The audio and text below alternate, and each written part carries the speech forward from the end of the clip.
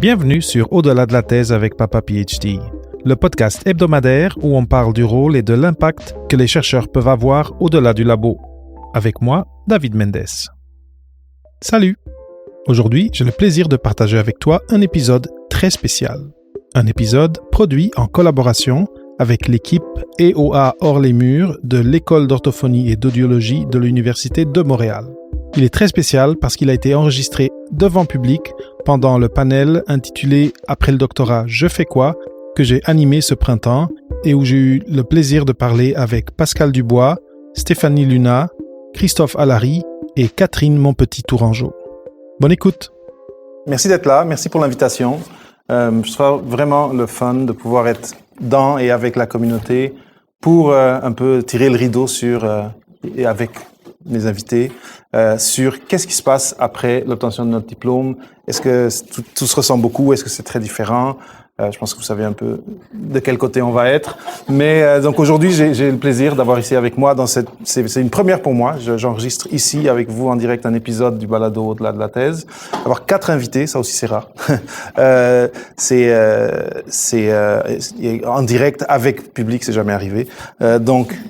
C'est une première pour moi aussi. Merci de cette occasion.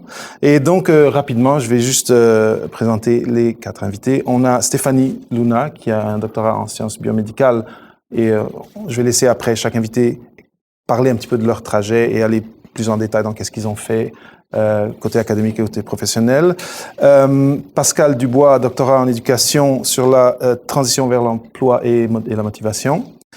Christophe Allary, doctorat en sciences de la réadaptation, et Catherine Montpetit-Tourangeau, aussi doctorat en sciences de la réadaptation. Donc, on dirait que tout se ressemble dans les profils, mais après, maintenant, si on creuse un petit peu, on va voir où est-ce que ça arrête de se ressembler. Donc, peut-être que je vais juste garder l'ordre que j'ai pris au début.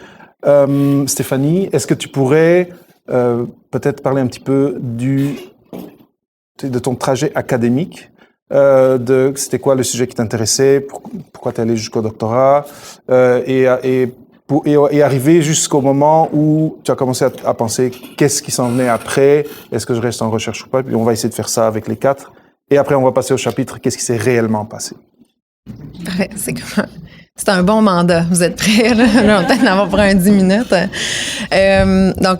Initialement, j'ai commencé mes études en littérature et tranquillement, pas vite, j'ai vite réalisé que c'était pas nécessairement fait pour moi. J'ai un esprit quand même assez cartésien. J'ai croisé la linguistique au cours de mes études pré-second cycle. C'est la langue des signes qui m'a amenée à faire une maîtrise en linguistique, le programme où j'ai rencontré Antonin fin maîtrise, début doctorat. J'ai appris la langue des signes, c'était à la croisée d'une personne dans une conférence qui, elle, connaissait la langue des signes, qui m'a amenée à faire ma maîtrise dans ce milieu-là. Ensuite, j'étais très intéressée, après avoir compris comment ces systèmes linguistiques-là fonctionnaient, à comprendre comment ça fonctionnait dans le cerveau. Donc, j'ai été faire mon doctorat en sciences biomédicales ici avec Jean-Pierre Gagné, qui a été directeur de l'école pendant quelques années. Un 5 ans de doctorat sur le fonctionnement du cerveau, le traitement des langues à modalité visuospatiale. Et ensuite, j'ai considéré pendant mon doctorat assez rapidement, 2e année, je savais que je voulais déjà planifier un exit à l'extérieur du monde de l'académie. S'en est suivi une série d'actions dont on parlera un peu plus tard, je crois. J'ai quitté le milieu académique pour commencer à travailler dans un premier temps dans le milieu de la santé avec Catherine, en fait, pendant 1 an. Et j'ai bifurqué. Je suis retournée, je me suis rapprochée de l'université en travaillant pour un institut de recherche en astrophysique et en intelligence artificielle. Et aujourd'hui, je travaille pour une compagnie de services conseil qui s'appelle Movéa. Je suis directrice engagement client, transformation d'intelligence artificielle, où on développe des produits pour les clients en transformation numérique. Voilà. On parlera un petit peu plus de ça veut dire quoi, tout ce qu'elle vient de dire. Exact. Je vous l'avais dit. Là.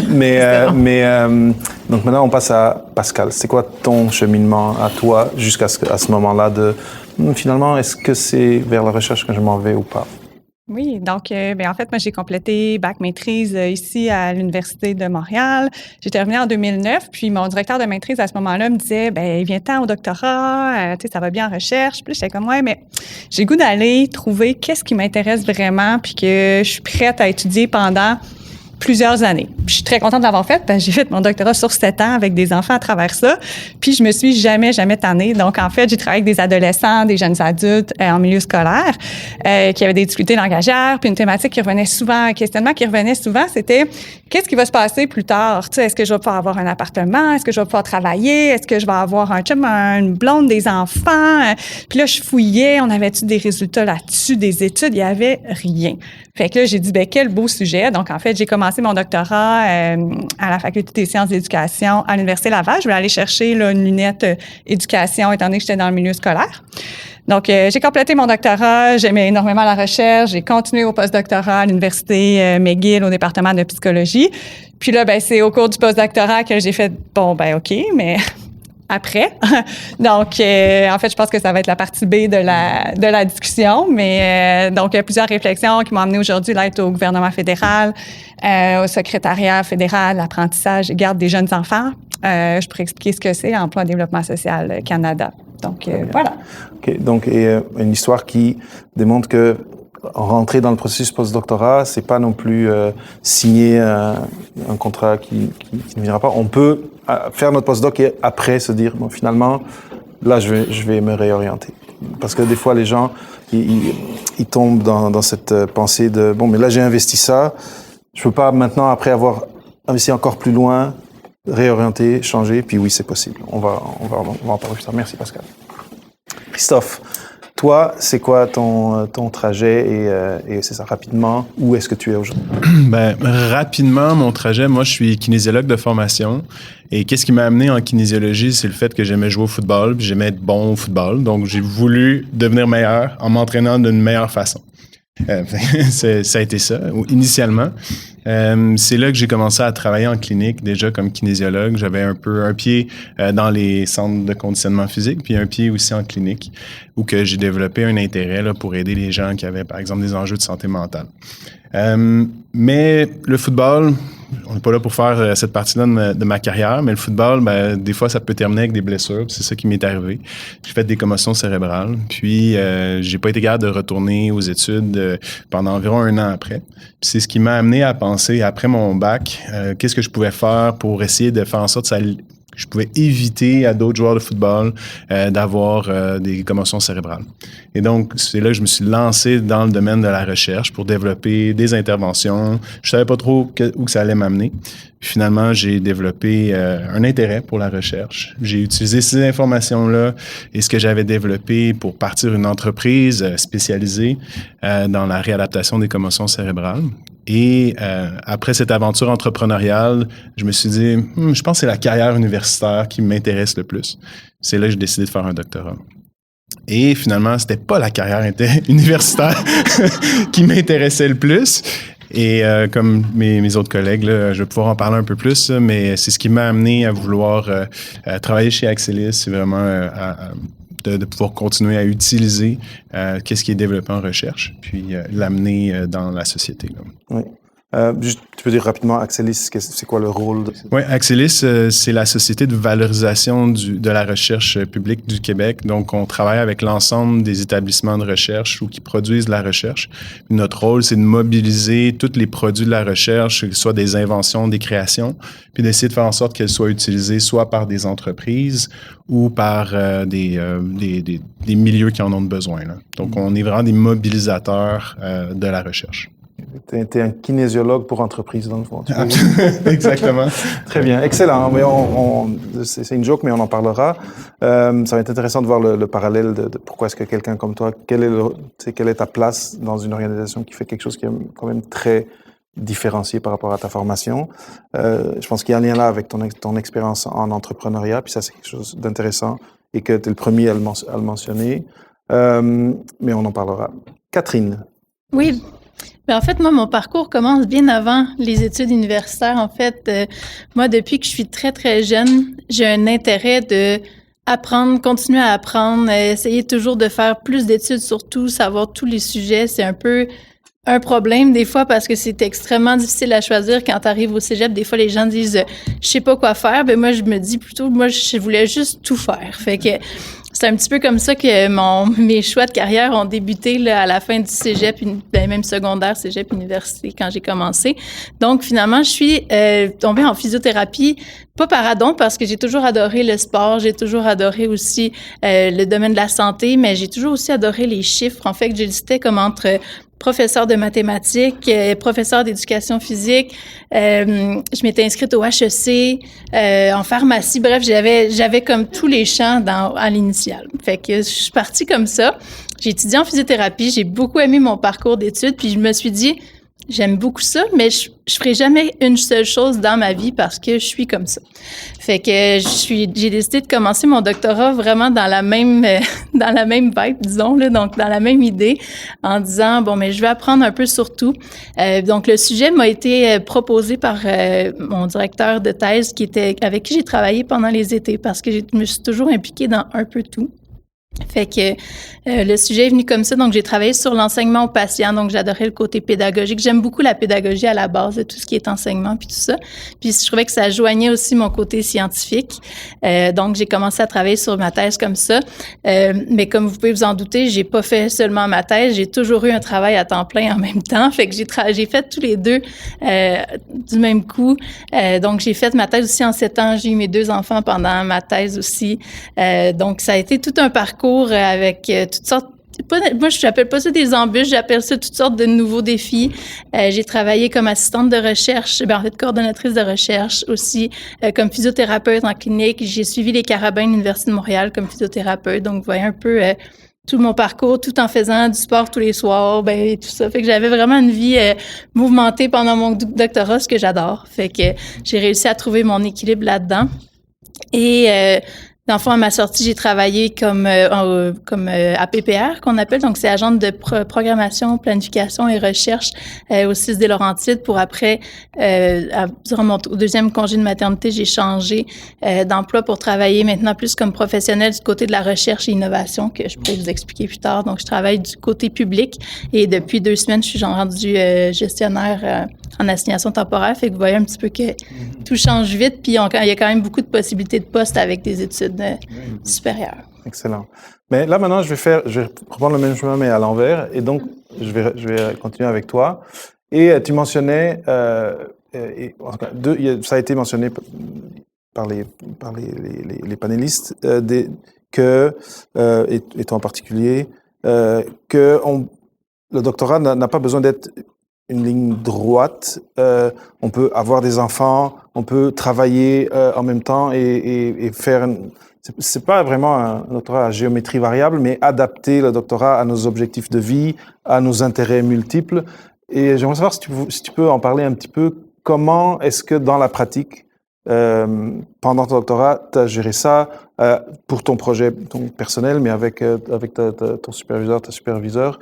Comment est-ce que on formate un doctorat pour pouvoir à côté avoir des intérêts qui peuvent être entrepreneuriales ou en tout cas de juste être actif dans différents plans comme tu l'as fait. Comment ça s'est passé? Comment ça s'est négocié?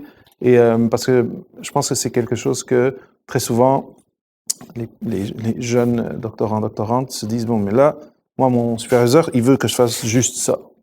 Et on comprend les superviseurs, mais je pense qu'il y a un équilibre à trouver. Est-ce que tu as des réflexions là-dessus? Oui, en fait, au départ, j'avais l'impression, j'avais pensé initialement que l'équilibre n'était pas nécessairement... en fait, il faut vraiment que ça vienne de la personne, ça ne sera pas nécessairement proposé. Fait que faut vraiment que ça vienne de nous. En fait, moi, c'est comme ça que je l'avais abordé dès le début avec mes superviseurs. Je dis, évidemment, moi, j'ai fait un parcours professionnel en physiothérapie, fait qu'initialement, j'avais pas de bourse quand j'ai commencé mon doctorat. Donc, j'ai dit, moi, je vois ma vie comme une professionnelle. Fait que je suis physiothérapeute, fait que je veux avoir un salaire convenable aussi initialement, c'était aussi parti comme ça. Je veux ma vie avec mon sport, je veux tout ça. Fait que j'avais déjà établi un peu ça dès le départ que juste faire de l'académique, puis en fait, le doctorat, ça me conviendrait pas. Fait qu'on avait déjà mis ça sur la table dès le début. Fait que je pense que c'est vraiment d'en parler, de dire ce qui nous fait du bien, comment est-ce qu'on va le mieux réussir à faire notre doctorat, puis c'est quoi qu'est-ce qui va faire en sorte qu'on va le mener jusqu'à la fin comme il faut. Puis, fait que je pense que c'est vraiment d'être honnête envers soi-même, de savoir trouver c'est quoi notre équilibre. Parce qu'il y a des gens qui sont très bien dans quelque chose de très rapide au niveau académique, puis de se concentrer, puis c'est correct. Moi, c'était pas quelque chose qui me convenait. Puis c'est drôle parce que j'ai étudié avec Christophe, puis tout au long, tout le monde disait, voyons, pourquoi tu fais autant de choses en même temps? Mais je suis comme ça, je peux pas, j'aurais jamais pu faire mon doctorat autrement que ça. C'était ça qui était ma personne. Fait que je pense que c'est de savoir chacun trouver c'est quoi son équilibre, qu'est-ce qui nous fait du bien, puis aussi de savoir dire non et savoir dire oui au moment où on pense que c'est quelque chose qui va nous mener plus loin. Fait que j'ai quand même dit oui à beaucoup d'opportunités qui peut-être ont retardé la fin de mon doctorat, mais en même temps, c'est pour ces raisons-là aussi que j'ai l'emploi que j'ai aujourd'hui. Fait que c'est de savoir dire non et de participer à nos bons projets, je pense, quand c'est le temps. Est-ce qu'il y a un ou une des autres panélistes qui aurait quelque chose à dire de ce côté-là de... Oui. Ben, en fait, je partage 100% l'avis de Catherine. Je pense qu'il faut... Je pense choisir le bon superviseur aide énormément. Lui partager également c'est quoi votre vision pour ce doctorat-là. Prenez le contrôle de votre expérience aussi. C'est plusieurs années d'une vie quand même des études supérieures. Et être capable d'être transparent sur comment est-ce que vous voulez jongler puis quelle expérience vous voulez retirer de ça. Il y a plein de manières de vivre un doctorat, mais la pire manière de vivre un doctorat, c'est de le vivre de manière passive en rentrant dans un doctorat pour après ça juste attendre session après session puis voir la recherche se faire devant vous. J'ai fait exactement la même chose. J'ai pas eu d'enfants pendant mon doctorat, mais j'ai fait le choix d'intégrer énormément d'activités et d'opportunités pour cumuler de l'expérience qui était hors académique, mais reliée quand même à l'académique. J'ai organisé des colloques. J'ai été pendant 3 ans sur le comité intersectoriel étudiant du scientifique en chef du Québec, au Fonds de recherche du Québec. J'ai travaillé comme interprète. J'ai cumulé des expériences qui fait qu'à la fin de mon parcours, je tombais pas avec aucune expérience. Je tombais pas avec uniquement de l'expérience de recherche. Ce n'est pas mauvais d'avoir de l'expérience de recherche. À tous les jours, je suis reconnaissante d'avoir mon parcours et mon background scientifique qui appuie mes méthodes de travail aujourd'hui. Mais j'ai vécu autre chose. J'ai vécu des relations de politique, d'influence, de l'organisation, de la coordination. On arrive avec un background ensuite quand on passe nos premières entrevues à la sortie du doc. Je pense que c'était fondamental, en fait, pour ma sortie. Y avait-tu un commentaire? Ça, vas-y. Ouais, moi, j'ai pas été aussi adroit ou visionnaire que mes deux collègues. Là. Par contre, je pourrais quand même dire que lorsque j'ai fait ma maîtrise, c'est à ce moment-là que j'ai eu comme une activité à l'extérieur qui était intéressante, là, qui était l'entrepreneuriat. Mais je trouvais ça difficile de gérer les deux. Là. Être entrepreneur à temps plein puis étudiant à temps plein, c'était difficile à joindre. Et donc, lorsque je suis arrivé au doctorat, je me suis dit, je vais mettre toutes mes œufs dans le même panier. Tu sais, c'est une bonne idée. Je me suis concentré sur le doctorat. Mais quand je vous entends parler, c'est vrai que j'ai pris d'autres mandats à côté. Là, donc, j'ai travaillé comme assistant de recherche. Des fois, j'ai enseigné. Tu sais, j'ai eu le parcours un peu classique qu'on a lorsqu'on est aux études supérieures, mais j'en ai retiré beaucoup de ces expériences-là que je réalise aussi que ça m'a aidé dans mon travail. Et donc, comme je vous disais, mon objectif initial, c'était de devenir professeur universitaire. Alors, je me suis dit, je vais m'impliquer dans des projets qui vont me donner peut-être un article scientifique ou deux. Et donc, c'est venu avec, je pense, des bienfaits, mais aussi des fois, on embarque puis un peu aveuglément sur la charge de travail que ça va avoir, puis le coût que ça va avoir sur nos propres études. Et donc, on veut d'autres expériences parce que ça va bonifier notre carrière académique, puis finalement, ça peut pénaliser un petit peu aussi. Donc, moi, ça a été comme ça, je l'ai vécu là, pendant mon doctorat. Donc, mais je me suis quand même impliqué dans d'autres choses. J'ai été représentant étudiant ou autre chose. Mais ça m'a manqué. Ça m'a manqué pendant mon doctorat. Puis ça a fait partie de ma décision pour le après. J'ai voulu m'impliquer dans des organisations communautaires. Puis là, maintenant, je me suis laissé cette liberté-là. Donc, que je ne m'étais pas laissé pendant mon doctorat. Et c'est OK. L'idée, c'est de montrer qu'il n'y a pas une seule façon de faire les choses, mais que la bonne communication avec son superviseur, le bon choix de superviseur, tout ça est très important pour qu'après, on puisse faire un doctorat, qu'on mène à terme, 2, qu'on mène en bonne relation avec les personnes qui nous supervisent, et 3, qu'on ait du plaisir à le faire et qu'on puisse le conclure, et qu'il y ait le moins d'arrêts de thèse possible pour des raisons en tout cas pour des raisons désagréables ou de santé mentale, etc. Une chose importante qui est ressortie, c'est que toutes les personnes qui sont ici, leur formation, et tu l'as mentionné spécifiquement, Stéphanie, leur formation de recherche a un impact et est à la base de ce qu'ils font aujourd'hui et leur permet de faire ce qu'ils font aujourd'hui, même si le spécifique de la recherche qu'ils ont fait est probablement rendu très loin en arrière maintenant. Et ça, c'est un point très important, c'est de ne pas vous mettre des limites par rapport à où est-ce que vous pouvez aller sur le marché du travail parce que votre sujet de recherche est X. Ça veut, en tout cas, il y a des situations, il y a des domaines où, oui, je sais pas moi, on fait du séquençage d'ADN et on travaille là-dedans pendant le doctorat et après on va travailler dans une pharma et on fait quelque chose qui ressemble beaucoup. Mais vous allez voir par leurs histoires et quand ils vont commencer à parler de qu'est-ce qu'ils font, qu'il y a plein d'autres compétences transversales qu'on développe au doctorat, mais qui servent dans plein de différents domaines, plein de différents secteurs du tissu socio-économique. Après, une autre réflexion qui me venait, c'est que, et là, je vais poser la question, puis je vais laisser répondre les personnes qui vont répondre, mais quand on s'implique dans différentes activités, que ce soit un comité étudiant, puis là, c'est clair ce que je vais dire, mais aussi de développer son activité professionnelle de physio, etc., organiquement, il y a un réseautage qui vient avec ça. Et donc, on finit notre doctorat avec un réseau assez robuste par rapport à quelqu'un qui a plus fait comme, OK, là, je baisse mes yeux et je fais mon doctorat jusqu'à la fin. Et après, on verra.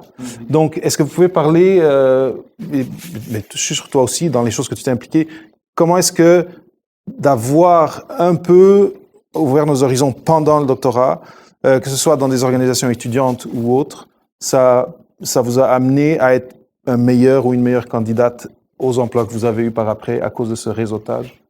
Ben, je peux en parler. C'est sûr que je pense que dans la vie en général, un réseau qui est fort et diversifié, c'est vraiment extrêmement aidant. Juste pour apprendre de chacun, des expériences de chacun, comment ils voient le doctorat, comment ils voient leur parcours. Tu sais, même si c'est pas ça qui va vous mener à un emploi plus tard, moi, c'est pas ça qui est arrivé. Tu sais, j'ai fait aussi plein de choses pendant le doctorat parce que je suis comme ça. Hein, je semble engagée sur le plan communautaire. J'ai continué comme orthophoniste parce que j'aimais ça. Puis en fait, un venait nourrir l'autre, je trouvais. Donc, la recherche venait nourrir la pratique venait nourrir la recherche. Mais juste d'ouvrir les horizons. Tu sais, c'est pas mes relations spécifiques qui ont amené à mon emploi, mais de voir la perspective de chacun m'a amené à ouvrir mes horizons et explorer beaucoup plus de choses que j'aurais pensé. Tu sais, on m'aurait dit au début du doctorat, tu vas travailler au gouvernement fédéral. J'aurais fait ah ouais. Puis finalement, c'est ça qui est arrivé. Tu sais, je connaissais absolument personne qui travaillait au fédéral, mais finalement, je suis là puis je suis bien. Tu sais, donc je pense que c'est ça, c'est cette diversité-là d'expérience qui est une richesse. D'autres réflexions sur le côté réseau? Moi, en fait, pour ma part, j'ai un très gros réseau aussi qui m'alimente dans d'autres sphères que mon travail actuel, mais maintenant, j'ai un autre réseau dans mon emploi actuel, mais en fait, c'est plus parce que je fais de l'enseignement aussi ici, fait que j'ai gardé mon réseau académique malgré le fait que j'ai choisi de pas poursuivre la carrière académique. J'ai quand même gardé le réseau ici, j'ai pu continuer à enseigner, je coordonne un cours depuis plusieurs années ici, fait que le réseau m'a permis quand même de garder ce lien-là avec l'université et même, en fait, certainement, le fait d'avoir su faire un réseautage m'a aidé à faire un réseautage dans mon nouvel emploi. Tu sais, je le vois un petit peu plus comme ça que nécessairement, j'ai pas eu nécessairement quelqu'un qui m'a référé ou quelque chose, mais quand même, le fait de savoir développer un réseau fait en sorte que tu peux te développer rapidement. Puis comme là, c'est ma 3e année à mon CIUS, puis je viens d'avoir une nomination de gestion. Tu sais, ça fait en sorte que on peut avoir quand même une facilité à faire un réseautage puis à se développer dans le réseau, même si on n'avait pas de connaissance de qui que ce soit avant. La facilité de communication reste. Et le réseau, parce que le réseautage, c'est un mot qui des fois fait peur, qui des fois rebute, mais le réseautage, ça peut être juste moi et mes 3 collègues, on veut inviter des alumni pour faire un symposium. Et ça peut être juste ça. Ça, c'est du réseautage à petite échelle, juste autour de vous. Mais donc, après, participer dans des organisations étudiantes plus larges, c'est sûr que aller dans des événements de réseautage organisés pour vous par l'université, ça c'est clair. Mais il faut pas avoir peur du mot réseautage. Penser, c'est juste, il faut que vous disiez que c'est juste de parler avec des personnes qui ont des profils différents. À chaque mois, là, il faut que je parle avec une personne qui a un profil complètement différent et qui peut-être vient de mon programme, mais qui a fait quelque chose de différent. Je vais lui parler. Je vais l'approcher et je lui demande 20 minutes de son temps pour comprendre comment elle s'est rendue où elle est. Ça, c'est du réseautage. Il faut pas se mettre en costume, cravate, avoir des cartes d'affaires, etc. Même si moi, je trouve les cartes d'affaires, c'est intéressant de les laisser pour que les gens puissent nous recontacter. Mais il faut briser le stéréotype. Si c'est un mot qui nous fait peur ou qui nous fait hérisser les poils, essayez de changer cette idée dans votre tête. Des fois, c'est juste de participer dans des groupes autour de nous, théâtre, je sais pas moi, improvisation, impro, etc. C'est aussi du réseautage, d'une certaine façon, parce que, comme disait Pascal, ça élargit nos horizons. Et des fois, il y a des conversations qui font que quelqu'un pense à nous un jour, parce qu'on a montré nos intérêts, et ils vont juste penser à nous pour un travail ou pour un projet qui n'a rien à voir vraiment avec notre petit domaine habituel, et ça nous ouvre ces portes-là. Donc, n'ayez pas peur de réseauter, et pensez à réseauter comme une chose beaucoup, beaucoup plus naturelle et sympa que ce que des fois on imagine. Faites juste pas dire le mot réseauter, c'est ça va vraiment aller mieux. C'est le mot, et il faudrait trouver un nouveau mot. Faites juste être curieux et intéressé. C'est incroyable ce que ça va changer dans votre vie d'avoir un bassin de gens qui vous intéressent, puis apprenez à les connaître, poser des questions. Vous n'avez pas besoin de vous présenter. Le mot réseautage, ça donne l'impression que vous avez besoin de faire une prestation de vous-même. C'est pas ça. Intéressez-vous à l'autre. L'autre va s'intéresser à vous. S'il ne s'intéresse pas à vous, c'est pas une personne auquel vous devriez vous intéresser. Fait que, discartez les gens comme ça. Mais c'est incroyable comment que ça l'ouvre des portes, ce réseautage-là. Ça l'ouvre des réalités. Moi, je travaille en consultation. Quand on travaille en consultation, on travaille dans plein d'industries. Quand j'ai un nouveau client qui arrive ou que je sais que ce client-là arrive avec telle réalité, je regarde dans mon réseau, y a-t-il quelqu'un qui travaille dans cette réalité-là? Salut, peux-tu m'expliquer comment que vous dessinez tel élément? Explique-moi ton travail. Puis après ça, j'arrive dans une rencontre, je suis préparée, je sais de quoi je parle. Il y a plein de manières de le faire. Et puis les gens sont beaux, là. Apprenez à les connaître, ça vaut la peine. Puis... Oui, c'est vrai. Puis d'habitude, ce que tu dis, je le dis un peu quand les gens ils me viennent, ils me parlent d'être introverti. Puis je dis que c'est le pouvoir des introvertis, c'est d'écouter, donc d'avoir des questions à poser et de faire la personne raconter son histoire. Souvent, on n'a pas beaucoup de choses, on ne doit pas dire plein de choses, et la personne va nous poser des questions, et là, naturellement, on va pouvoir... mais de penser, OK, là, il faut que j'ai un elevator pitch et que je me présente comme... Ouais, ça, non, on peut se bloquer en se préparant comme ça. C'est plus intéressant, comme tu disais, de te préparer à arriver avec de la curiosité authentique et de poser ces questions et de laisser la personne, surtout si c'est quelqu'un qui est 5 ans, disons, en avant de vous et qui est dans un emploi qui vous surprend. Elle va être flattée là que vous soyez intéressé par son parcours. Donc, posez-leur ces questions et après, vous verrez peut-être qu'elle aussi, elle va vous revenir avec des questions. Mais oui, c'est un très bon point. Écoutez. Si je peux me permettre, je vous encourage à le faire, à connecter directement avec des gens qui sont dans des industries que vous connaissez ou dans un domaine que vous connaissez pas. Maintenant, on a LinkedIn, puis moi, je trouve que c'est vraiment un outil formidable là, pour rencontrer des gens. J'ai participé à un événement un peu comme celui-ci la semaine passée. J'ai encouragé les gens à me contacter. Là, j'ai un peu trop de messages à retourner. Là.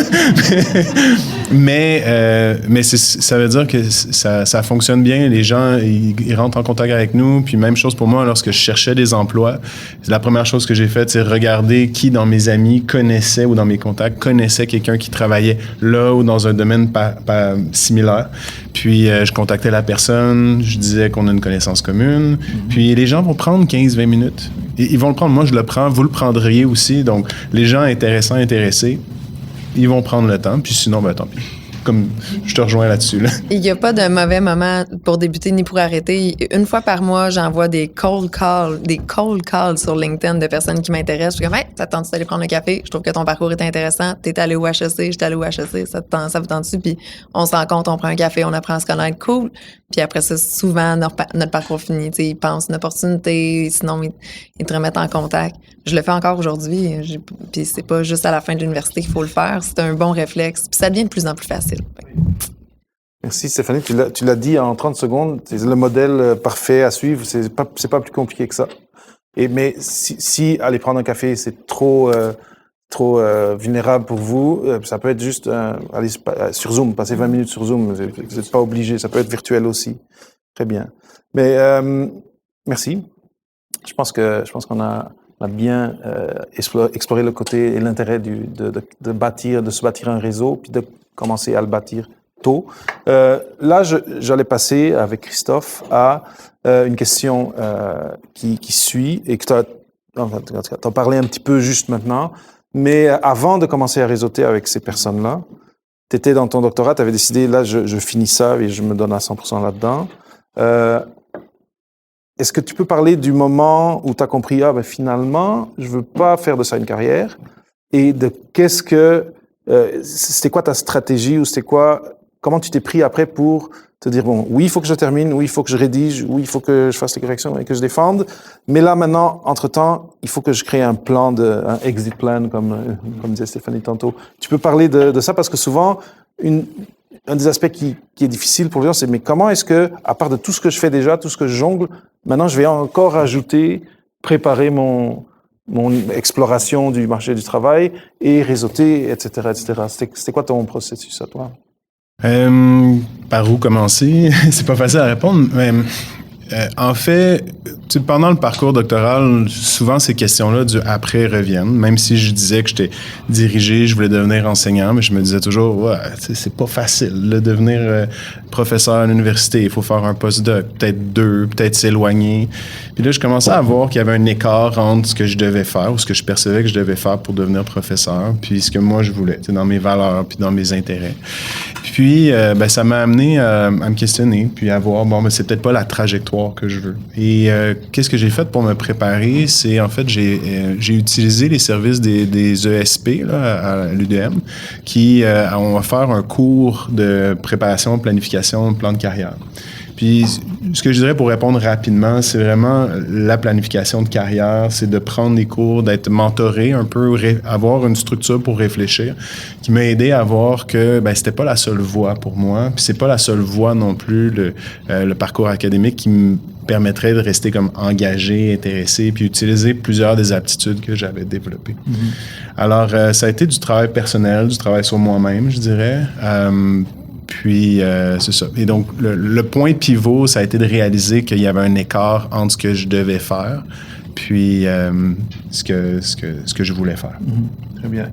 Et je te posais la question à toi parce que tu es celui qui avait l'air d'être le plus isolé, le plus dans le tunnel, dans le trou de verre du doctorat pour sortir de l'autre côté. Mais chez les autres panélistes, Christophe a mentionné le mentorat. Et j'aimerais savoir si, de votre côté, et c'est intéressant parce que c'est une question où j'ai 50% des réponses, les gens disent pas vraiment, et 50% des gens vont dire oui. Des mentors, dans votre transition de je suis une carrière académique et finalement je réoriente, est-ce qu'il y a eu des personnes clés qui vous ont aidé dans cette réflexion, qui vous ont peut-être pointé le chemin, ou des services, et ça c'est un point important, il y a des services qui vous sont offerts pendant que vous êtes étudiant, profitez-en. Parce que après un moment donné, vous les avez plus. Et ça, c'est un très, très bon point. Mais après, c'est ça, l'importance, encore une fois, des conversations, d'avoir quelqu'un qui peut des fois, nous faire lever la tête et regarder un peu l'horizon plus, ou des fois nous dire, toi, je te verrais à faire ça, ou dans ce type d'emploi. Est-ce que vous avez des histoires par rapport à des mentors ou des expériences de mentorat qui vous ont aidé? Donc, en fait, je dirais, Moi, des personnes clés dans mon parcours, ça a été co-direction doctorat, là, mon co-directeur, co-directrice, mon superviseur de postdoctorat à qui je parle encore aujourd'hui, même si ça fait des années que j'ai terminé. Parce que, tu sais, on parlait de l'importance du choix au début, là, quand on a une relation très forte qui se crée avec cette personne-là, ils nous connaissent bien, ils connaissent notre contexte aussi, vers quoi on aspire. Donc, je pense que ça a été des personnes importantes qui demeurent importantes.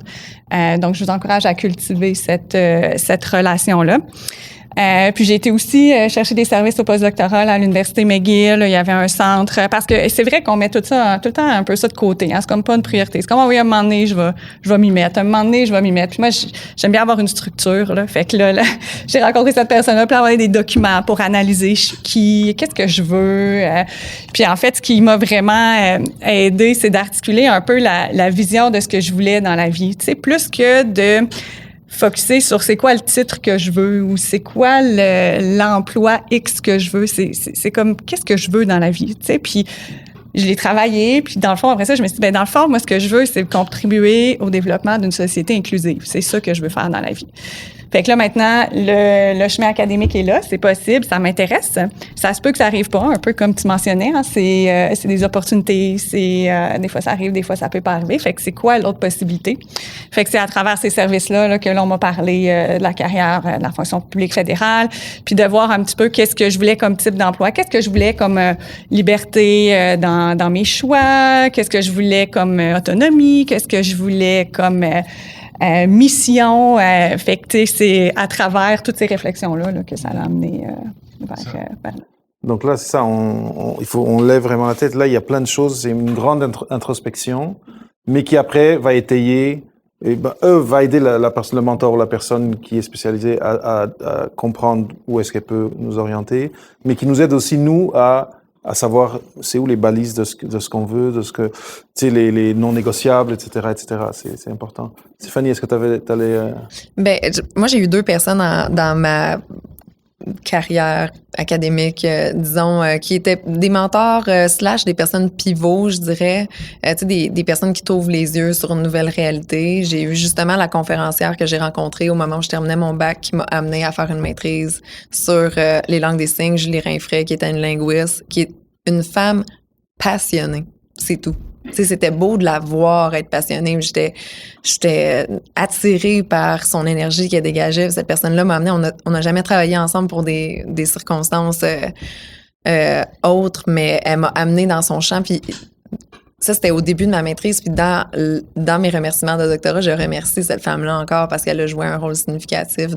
Elle a été encourageante. Elle était là pour voir que j'étais passionnée aussi. Donc, c'est ça, une personne plus significative. Et sinon, quand j'ai fait mon choix, j'ai eu une direction de maîtrise, une direction de maîtrise. Et quand je suis tombée sur ma direction au niveau du doctorat avec Jean-Pierre, qui était une personne Jean-Pierre voulait me voir en académique. Il me l'a dit quand je lui ai dit qu'à ma 2e année de doctorat, que je ne voulais pas rester dans le milieu académique. Il trouvait ça donc dommage parce qu'il trouvait que j'allais tellement faire une bonne job de prof, mais c'était pas pour moi, puis il respectait mon choix. Puis il me disait, bon, je vais être limitée dans ce que je peux faire pour que tu passes à l'extérieur de l'université, mais je vais tout faire pour que ça fonctionne. Il respectait le fait que j'étais intéressée à aller faire des expériences à l'extérieur de l'université. Et bref, vraiment d'avoir une personne comme ça qui vous supporte. Aujourd'hui, ça fait 5 ans que j'ai terminé mon doctorat. Jean-Pierre puis moi, on se voit encore 2-3 fois par année. C'est une personne qui va rester avec moi toute ma vie. Et sinon, pour les services professionnels, j'étais vraiment pas tannée de l'école après mon doctorat. Fait que j'étais allée faire un MBA à HEC Montréal. Et puis, pour l'emploi que j'occupe en ce moment, au moment où j'ai appliqué pour cet emploi-là, c'était un parcours de 6 entrevues pour être capable de rentrer. Et il y avait un service professionnel de carrière, justement. Et il y a une personne du HEC qui m'a accompagnée pour chacune de ces entrevues-là, qui me faisait des trials. Elle me disait comment me préparer. Aujourd'hui, je ne passe pas une entrevue de la même manière parce que j'ai utiliser ce service-là en particulier et je propage la bonne nouvelle. Là. Toutes les personnes qui passent des entrevues, je suis comme, moi, on m'a montré à faire ci, à faire ça, à me préparer de telle manière. J'ai plein de trucs à vous donner. Mais utilisez-les, c'est gratuit. c'est quand même incroyable d'avoir des gens gratuits qui travaillent pour vous, là. C'est le bon moment pour dire, ajoutez les panélistes sur LinkedIn et posez-leur ces questions. Là, elles viennent de vous tendre une perche, là, prenez-la, attrapez-la. Mais est-ce que quelqu'un d'autre avait une réflexion sur le côté mentorat? J'ai quelque chose à ajouter, en fait, qui est plus lié à ce que Stéphanie a dit. Tu disais qu'une fois que je voyais que mon directeur respectait tout ça, mais je pense que la première étape aussi, avant de prendre pour faire toutes ces décisions, c'est d'apprendre à faire ses choix, mais aussi de respecter ses choix. Tu sais, de se respecter soi-même dans nos choix. Si tu veux une carrière académique, si tu ne veux pas une carrière académique ou si tu le sais pas, ben parce que moi, par exemple, je savais pas, j'ai toujours été très soutenue par justement des mentors pour la carrière académique, mais une fois que j'ai dit « Ah non, je suis pas sûre que je vais avoir vraiment une carrière académique », on dirait que les mentors étaient comme « Ben, on te soutiendrait si tu vas dans ce champ-là », mais les autres, c'est peut-être faudrait que tu en trouves d'autres, comme si vous êtes allé chercher plus à l'externe. Moi, j'ai jamais eu l'idée, on dirait que j'ai jamais eu je connaissais pas tellement, je sais pas, ça a peut-être pas été assez partagé non plus dans mon parcours, mais juste le fait qu'une fois que moi, mes mentors, ça a plus été comme mes proches, tu sais, mon conjoint, tous mes proches, on a très souvent discuté de ce que je voulais, même au milieu du doctorat, je disais, j'arrête mon doctorat, je m'en vais étudier en génie chimique, tu sais. À un moment donné, mon chum, il dit, ouais, non, on peut peut-être pas faire ça, là, si, tu sais, fait que, tu sais, de dire, vraiment, je pense qu'il faudrait que tu choisisses ce que tu veux. Si tu veux faire génie chimique, vas-y, mais comme, choisis pour plus longtemps. Essaie de trouver ce que tu veux faire plus loin. Fait qu'une fois que je me suis dit, OK, je choisis, je respecte ce choix-là, que je veux terminer mon doctorat, je veux aller dans le bon, tu sais, dans le sens de, moi, c'était plutôt améliorer le réseau puis la santé en général, là. Essayer de soutenir le réseau de la santé, c'était ça plus mon objectif. Je me suis dit, bon, mais on va aller comme ça. Fait que c'était de respecter son choix puis de rester dans cette lignée-là par la suite. Très bien, merveilleux. Maintenant, ces derniers partages m'évoquent une question qui est en lien, et ça vient avec l'introspection. Et j'imagine que dans cet exercice-là, il y avait des questions qui t'étaient posées, des choses à lire, etc. Mais pour ce qui est venu par après, pour ton choix, pour arriver à la job où tu es aujourd'hui, quelle importance a eu dans cette introspection de te challenger toi-même et d'essayer de comprendre quelles étaient tes valeurs profondes? Qu'est-ce qui, par exemple, dans ton jour le jour en recherche, n'allait pas très bien avec toi et que tu aimerais d'avoir différent dans ce qui viendrait dans le chapitre après. Donc, ça, si tu aurais une réflexion à apporter sur c'est quoi le type de questionnement ou quels aspects de toi-même tu as dû mieux apprendre à connaître pour après prendre la décision ou pour après comprendre où est-ce que tu voulais t'en aller par après. Est-ce que c'est clair ma question ou je suis... J'essaye, là. Ben, en fait, ça a été un long processus, là. Tu sais, je suis pas de nature quelqu'un qui est très axé vers l'introspection. Je suis dans l'action. Puis mon conjoint, c'est toi qui appelles ton conjoint, il était comme, c'est important, prends le temps, ça va t'aider. Puis je disais, non, mais là, je vais trouver. Il était là, mais tu trouveras pas ça comme ça, là, ça tombera pas du ciel, tu sais, prends le temps. Donc, ça a été beaucoup de, tu sais, j'ai de la misère à donner une question ou un élément. Je prenais le train à ce moment-là pour me rendre à McGill, donc j'avais beaucoup de temps de réflexion. On voit les annonces, j'ai le temps de tricoter, moi j'ai eu le temps de faire mon choix de carrière. Donc c'était de voir en fait, tu sais, quand j'étais en orthophonie, qu'est-ce que j'aimais, qu'est-ce qui venait me chercher, qu'est-ce qui me manquait là-dedans qui faisait que j'étais allée chercher d'autres choses. La recherche, ça fait encore partie de moi. On peut en faire au gouvernement fédéral, puis c'est vers ça que je veux retourner. Fait que c'est pas tant, tu sais, qu'est-ce qui me dérangeait, c'était plus que si la carrière académique était pas possible pour moi, comment je pouvais m'actualiser comme personne. Fait que c'était un peu ça ma réflexion, puis de vraiment aller voir, justement, dans le doctorat, qu'est-ce que j'ai aimé, qu'est-ce que j'ai moins aimé, puis il y a vraiment un travail d'honnêteté avec soi-même qui prend du temps, mais qui a vraiment valu la peine de le faire, puis d'en discuter avec les autres, d'en discuter avec ses proches. Des fois, on se connaît, mais on parlait de connaissance de soi tantôt, mais des fois, on se voit pas aller aussi, ou tu sais, il y a des choses qu'on veut pas s'admettre, que non, mais ça me dérange pas, t'es sûr, ça te dérange pas, tu sais. Fait qu'il y a des petits éléments, des fois, comme ça, qui aident à guider, fait que de prendre le temps. Mais j'ai pas de questions magiques, tu sais. Ça a pris du temps, mais je suis contente d'avoir pris le temps. Oui. Mais en tout cas, tu as un peu répondu à ce que je voulais. Il faut on peut pas aller quelque part en expédition si on n'a pas même si elle est rudimentaire, une cartographie de où est-ce qu'on va. Puis ça commence à l'intérieur de nous. Et un bon point de départ, c'est qu'est-ce qui me laisse inconfortable là où je suis aujourd'hui? Et là, on parle du doctorat, en tout cas d'être en recherche ou du postdoc. Et est-ce que si j'étais à une autre place, ça s'arrangerait, puis là, j'aurais plus le fun. Tu as aussi mentionné d'autres choses. C'est une bonne façon d'apprendre ça, c'est de parler avec des gens qui sont dans ces places-là. Donc, on retourne au réseautage et à son importance. Parce que souvent, c'est ça va être l'équilibre vie-travail. Et puis ça, j'entends plein d'étudiants qui m'en parlent tout le temps. Et encore une fois, il y a des gens qui sont très bien. Il y a des personnes différentes qui sont côte à côte au labo, puis il y en a une qui est toujours en 5e vitesse et elle voit juste l'arrivée. Et il y a quelqu'un à côté, un peu plus comme Catherine, qui non, il faut que ça varie, puis je vais prendre plus de temps, mais il y a d'autres choses qu'il faut que j'aille chercher tout le long, et c'est OK. Mais si on veut faire une transition qui marche, parce que moi, en tout cas, ce que je veux pour vous, c'est que la première, elle marche tout de suite, mais c'est un processus.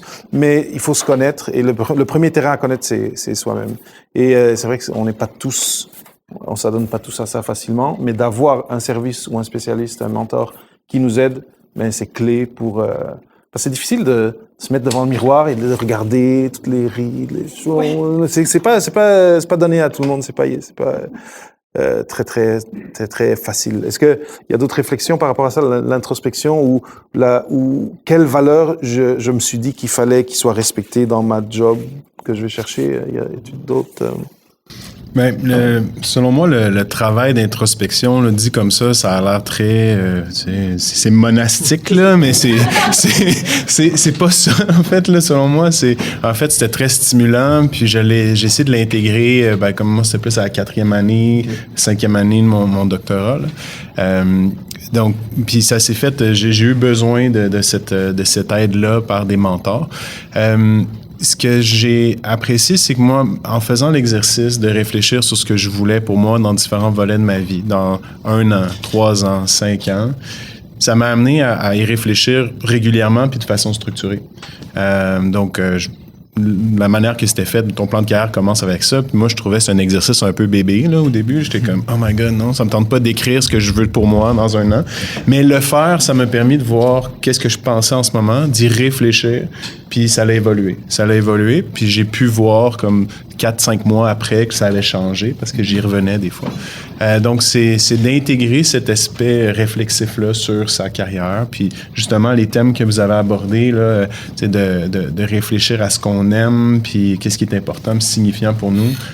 Pourquoi on fait... qu'est-ce qui nous a intéressés dans nos études? Ben, c'est ressorti. C'est ressorti là, puis je me suis rendu compte, justement, que pour moi, ce qui était important, c'est de travailler, oui, dans la science, mais dans la santé. J'aimais bien le côté entrepreneurial. Fait que j'ai placé un peu tout ça ensemble, j'ai essayé de trouver des entreprises ou des milieux de carrière qui étaient proches de ces 3 domaines-là. Puis je me disais qu'il y avait d'autres carrières que celle de professeur à l'université qui pourraient convenir à ça. Combler ses besoins annexes. Très bien. Alors maintenant, moi, parce que là, on a parlé réseautage, on a parlé introspection non monastique. En tout cas, on a parlé aussi d'où venaient les différents intérêts des panélistes académiques. Et maintenant, on va parler de les conversations, parce que là, c'est avant qu'on soit en recherche d'emploi. Mais là, maintenant, on sait qu'on veut changer, on arrive à la fin de notre doctorat, et là, il faut commencer à parler avec des gens, regarder des offres d'emploi, faire des entrevues. C'est ça, j'aimerais en parler un petit peu avec chacun de vous. Comment ça s'est passé? Est-ce que ça a été plus par le réseautage, avec des personnes qui nous connaissaient ou qu'on connaissait et qui nous ont pointé le chemin? Est-ce que c'était plus l'approche intense de là, je collectionne des offres d'emploi, je vois celles que j'aime et là, je postule. Est-ce qu'il y a quelqu'un qui a une histoire particulière par rapport à ça, ou parce que sinon, je peux juste commencer d'un côté puis aller... OK, alors Stéphanie, vas-y. Je Je pense que tout le monde va avoir une expérience très différente à la sortie. Dans mon cas, ça a été des envois massifs, là. J'ai défendu ma thèse. En fait, j'ai terminé mon doctorat. Ça faisait 5 mois que la COVID avait kické in-ish. Fait que magnifique période pour se trouver une job, là. C'est vraiment, je le recommande. Donc, ça a été envoi massif et je ciblais beaucoup le milieu de la santé. Je sortais d'un centre de recherche de l'Institut universitaire de gériatrie de Montréal. Faisait du sens pour moi d'être dans cet environnement-là. Mais tu sais, comme beaucoup là, de CV d'envoyer, puis c'était comme décourageant parce que tu dis ça marche pas, mais effectivement tout était gelé, les gens travaillaient de la maison et puis même s'il y avait pas COVID, ça se pourrait que ça vous arrive aussi ce scénario-là. Puis après ça prend une job que tu commences puis que tu fais. Après tous les autres emplois que j'ai eus suite à ce premier emploi-là, à la sortie de l'université, c'était dû à du réseautage et des contacts internes. Ça vous montre toute l'importance d'avoir un réseau de cette nature-là puis d'être capable d'entretenir ça. C'est souvent « j'ai pensé à quelque chose », mais encore aujourd'hui, ça risque d'être... Je dis pas que je vais jamais réappliquer sur une job à proprement dit, là, l'emploi que j'occupe en ce moment. Il y avait un processus d'entrevue quand même si c'était une référence. Faut vraiment pas se décourager. Et il faut pas non plus... j'utilise plein de mots en anglais, je suis désolée, là. Faut pas en français. Faut pas statuer pour nécessairement ce qui va être le premier emploi en sortant de l'université. Testez. T'sais, vous allez voir qu'est-ce qui fonctionne pour vous, qu'est-ce qui fonctionne pas pour vous. Vous pouvez rester 1 an. Vous n'avez pas besoin de trouver la job où vous voulez rester 15 ans non plus. Apprenez à vous découvrir sur le marché de l'emploi. Vous allez voir qu'est-ce qui fonctionne moins. Plein de choses à tester. Le milieu public, le milieu parapublic, le milieu privé. Vous allez voir un fit. Puis si vous vous sentez pas à votre place, en quelque part, c'est pas parce que c'est vous le problème. C'est juste que c'est pas un fit. Trouvez autre chose et puis ça va aller mieux. J'ai en tout cas une réflexion. Moi, j'ai connu quelqu'un qui n'arrivait pas à avoir la job qu'elle voulait et 6 mois, elle a fait 6 mois à une entreprise dans le même domaine plus petite et après ces 6 mois, elle a réussi à aller à celle qu'elle voulait en premier. Donc, des fois, c'est même plus rapide qu'un an. Mais j'aimerais savoir si quelqu'un d'autre, je me souviens avec toi, tu m'avais en pré-entrevue parlé de ce processus de le premier envoi de CV et d'avoir peut-être une réponse, puis après on s'améliore aussi et il y a des choses qui changent. Le plus on fait le processus ou d'entrevue ou en tout cas de réponse à des offres d'emploi, on s'améliore aussi. Et tu avais donné des chiffres qui étaient frappants quand même par rapport à ton expérience. Ouais, ben un peu comme. Excuse-moi. Stéphanie, excuse-moi. C'est pratique. Je suis habitué en Zoom, on l'a. On a le nom de la personne. Désolé, Stéphanie. C'est ça, désolé, Stéphanie. Moi aussi, ça a été un envoi initialement à quelques employeurs. Puis, fait quand même cocasse, là. Je pourrais donner la statistique, mais j'avais pas de réponse. Tu sais, l'impression que t'envoies, t'as une lettre, puis c'est comme dans le vide. Ça tombe dans le vide, il n'y a pas de retour. Puis je l'ai vécu même après mon premier emploi là, avec Axelis. C'est arrivé pour moi d'essayer d'appliquer à d'autres endroits. Puis quand c'est lettre morte, c'est inquiétant, mais en même temps, on se fait une petite carapace, puis on se dit, ben ça fait partie du jeu, puis jusqu'à avoir de temps en temps des contacts, des retours. Ça, je pense que faut pas penser que c'est difficile de changer d'emploi ou de changer de trajectoire juste après le doctorat. Là. Je pense que c'est quelque chose qui peut arriver à d'autres moments. Mais où je trouvais un fait cocasse, c'est que le poste que j'ai occupé chez Axelis n'a pas été celui... J'étais pas convaincu, pas du tout, en fait, que j'allais pouvoir appliquer dessus. Là. Quand c'est un ami d'un ami qui m'a envoyé la demande, ben pas la demande, mais l'offre d'emploi. Quand je l'ai regardé, il y avait des mots comme connaissance des modèles Pestel, FFOM, mesure d'impact, domaine de l'innovation, propriété intellectuelle. J'étais comme, je peux pas faire ça. Puis le nom, en plus, c'était analyste société culture. Analyste société culture, ça veut rien dire. Moi, j'ai une formation en santé, là, comme je peux pas faire ça. Et ça a été en regardant justement mieux quel était le poste, c'est quoi les rôles, les exigences, que je me suis dit, pourquoi pas, je vais essayer. Puis après ça, ben, ça a été juste des très bons... la lettre que j'ai écrite, ben, ça faisait 3 ou 4 fois que j'en écrivais, donc je commençais à être un peu meilleur. Je savais qu'il fallait que j'appelle des gens pour mieux peaufiner ma lettre. Fait que j'ai appelé des gens chez l'entreprise pour connaître un peu c'est quoi leurs défis. Fait que j'ai utilisé les bons mots-clés à ce moment-là. Puis là, je pense que l'histoire le dit. Là, j'ai réussi à obtenir l'emploi. Puis, autre fait, si je peux me permettre, c'est pendant le premier rôle d'analyste, ben, j'ai réalisé que j'aimais beaucoup plus la gestion de projet, puis peut-être la direction aussi, là, qui est quelque chose qui m'intéresse dans le futur. Puis, rapidement, je me suis dit, ben, il faut que je développe certaines aptitudes, il faut que je mette de l'avant certaines aptitudes que j'ai au travail. Puis quand l'opportunité est arrivée, qu'il y a un poste qui s'est ouvert, j'ai pu appliquer dessus. Et donc, je suis resté analyste 8 mois, puis je suis devenu gestionnaire de projet assez rapidement. Donc, tu sais, comme tu disais, le premier emploi, c'est peut-être pas ton emploi de rêve, mais ça va te permettre d'apprendre à te connaître ce que tu veux, toucher à différents milieux, puis... Christa, je vais juste faire un pont par rapport à ce que tu dis parce qu'on a une audience qui est particulièrement féminine.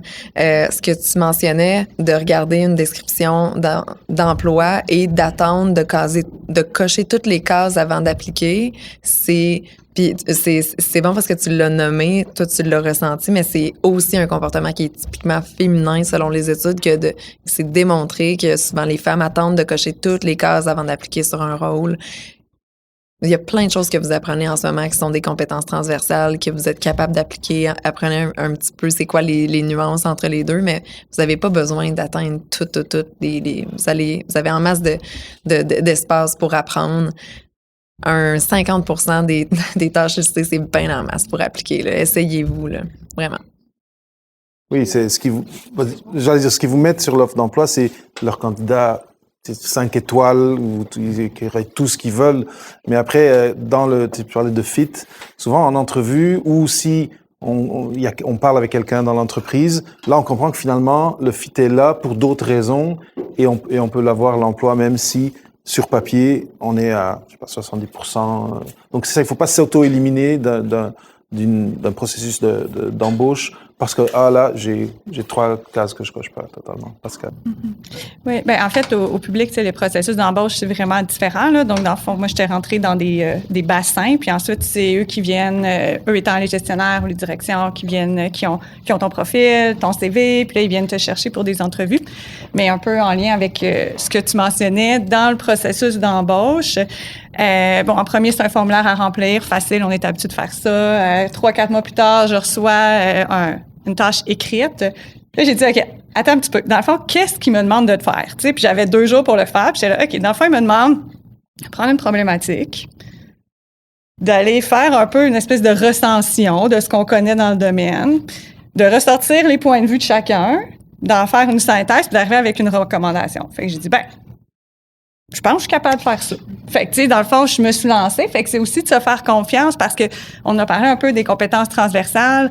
C'est ça aussi qu'on apprend, dans le doctorat, dans le post-doctorat. Là, mon emploi a aucun lien avec les mines, là. Je veux dire, aucun.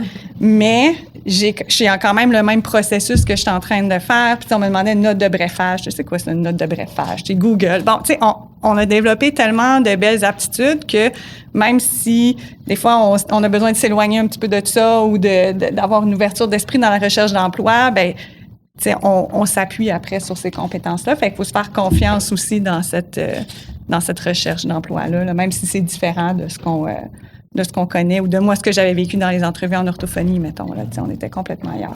Complètement différent, oui. Une mise en situation, les mines, etc. C'est intéressant.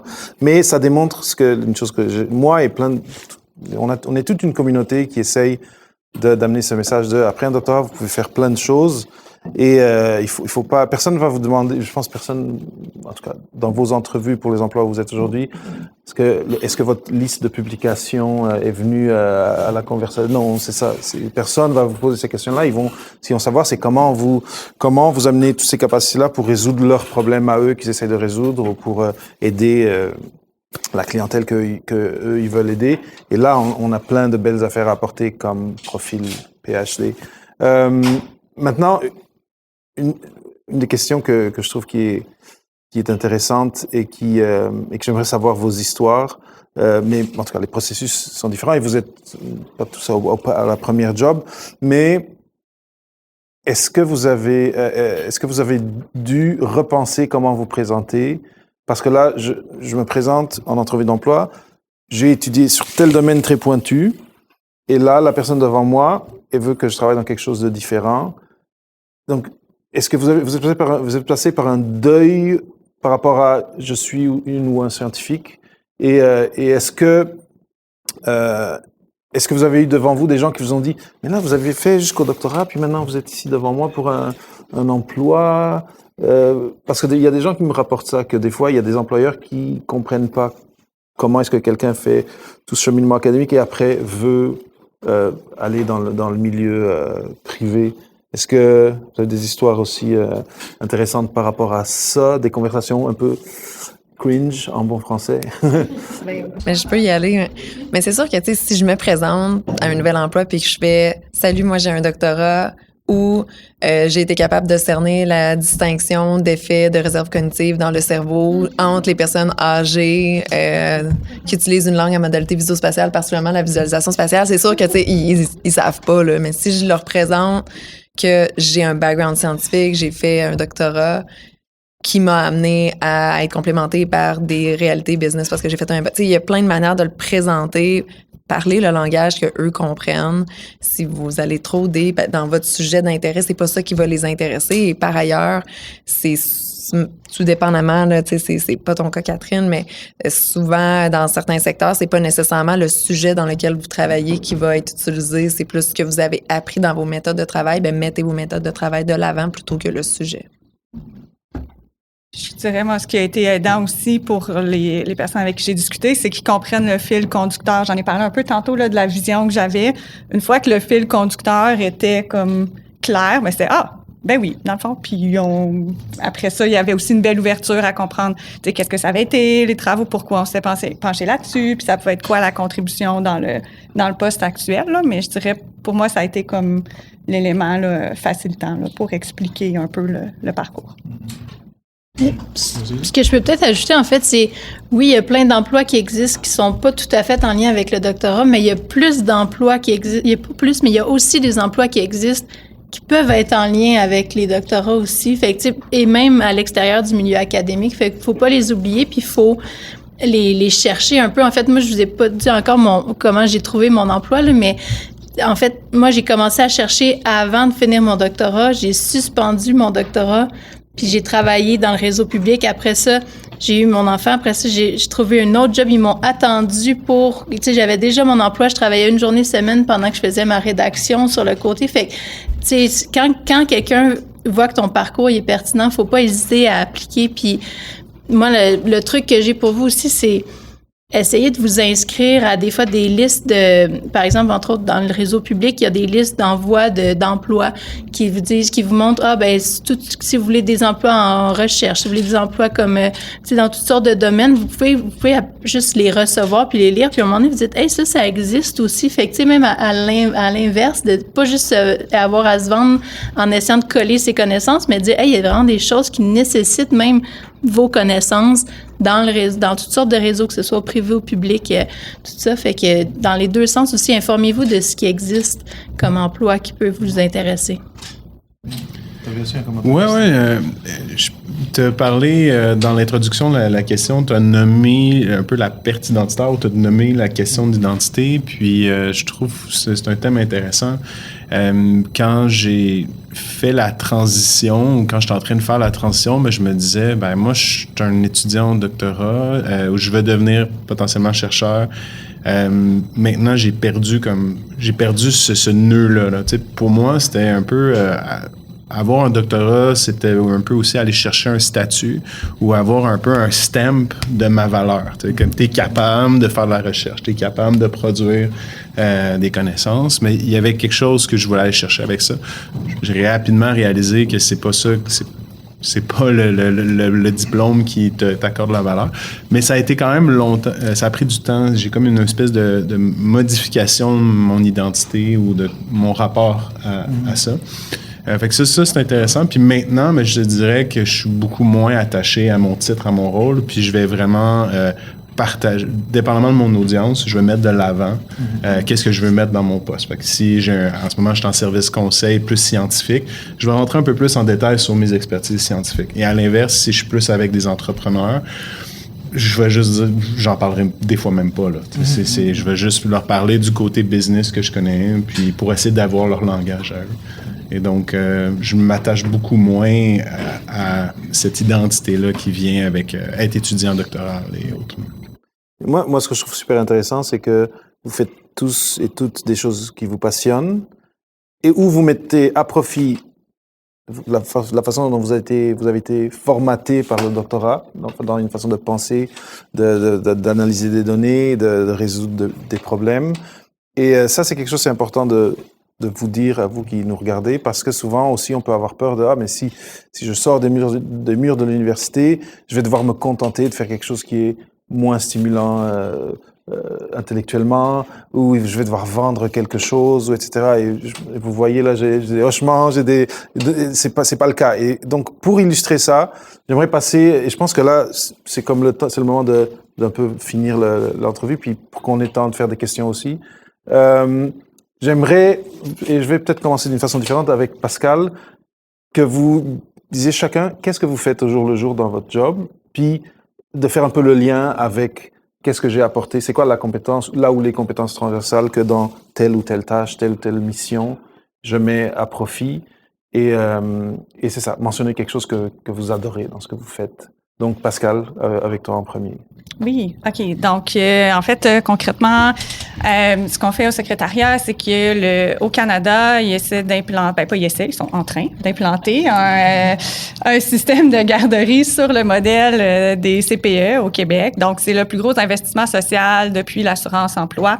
C'est des milliards de dollars. Fait que même si on n'entend pas énormément parler au Québec parce qu'on a le réseau de CPE, c'est vraiment très significatif dans le reste du Québec. Fait que ce qui me passionne, je dirais, là-dedans, c'est la mission, l'inclusion, permettre aux femmes qui le souhaitent, parce que majoritairement, les femmes vont rester à la maison, là, dans le reste du Canada, quand un des parents doit rester à la maison. Donc, de permettre aux femmes qui le souhaitent de retourner sur le marché du travail.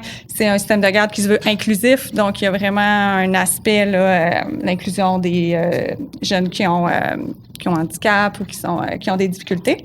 Donc ça, c'est vraiment là ce qui me passionne. Je travaille avec une équipe aussi passionnée, donc ça, c'est hyper, hyper important, cette richesse-là. Dans le quotidien, c'est extrêmement varié. Tu sais, on travaille à l'implantation des ententes, donc je vais beaucoup utiliser mes habiletés communication orale, communication écrite, synthèse, analyse, parce qu'en fait, on travaille en collaboration étroite avec les provinces et les territoires. Donc, c'est en fait, aussi parfois d'avoir à convaincre la gestion ou la ministre qu'on doit soutenir un plan d'action, que ça permet d'atteindre les objectifs de l'entente. Donc, c'est quoi nos arguments, en quoi ça correspond à ce qui a été entendu. Donc c'est ça. On travaille aussi à tout ce qui est analyse des données que les provinces et les territoires nous partagent pour démontrer leur réussite. Donc, c'est beaucoup des négociations puis de soutenir l'équipe de gestion dans les négociations. Fait que, rapidement. Ouais. Et si je comprends bien, il y a beaucoup de parties prenantes avec qui tu dois communiquer. En tout cas, c'est pas solitaire comme job, si je comprends bien. Ah, pas du tout. C'est ça, puis oui. C'est important aussi de le dire. C'est pas parce qu'on vient avec un profil différent que là, on est juste tout seul à notre bureau à faire quelque chose. Tu travailles dans une équipe que tu l'as mentionné, tu aimes, tu apprécies, et que ensemble, c'est le fun de faire avancer ce projet c'est un super projet. Très bien. Là, je vais sauter. Catherine, de ton côté, parle-nous un petit peu de ça. Qu'est-ce que tu fais et c'est quoi le lien avec ta formation? Oui, bien en fait, je vais vous parler de mon rôle plus de professionnel initialement parce que c'est plus récent que je suis gestionnaire. Donc, je suis rentrée au CIUS du nord de l'île de Montréal il y a environ 3 ans. Et initialement, c'est moi qui ai créé l'unité d'évaluation des technologies, des modes d'intervention en santé. Fait que j'étais appelée vraiment à faire ça au départ, donc créer l'unité.